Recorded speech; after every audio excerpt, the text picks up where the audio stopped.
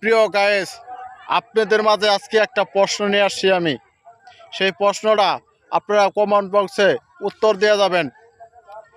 যেসব নারীর 4টা 5টা করে বিয়ে হয়, ওইসব নারীদের কোন স্বামীর সাথে হাসর কিয়ামতের দিন হাসর নাসর হবে, এবং একই সাথে যেসব ছেলেরা 4-5টা করে বিয়ে করে, কোন নারীর সাথে হাসর কিয়ামতে তাদের সাক্ষাৎ হবে, দেখা হবে, এবং তাদের মনের সংসারের ইতিহাস ভালোবাসা কি হয়েছে, তাদের কি সাক্ষাৎ হাসর কিয়ামতের দিন পাবে।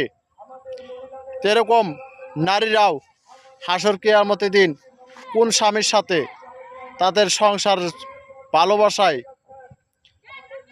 হাসর কিয়ামতের দিন সাক্ষাৎ দেখা হবে, সেটি আপনারা অবশ্যই কমেন্ট বক্সে জানিয়ে যাবেন।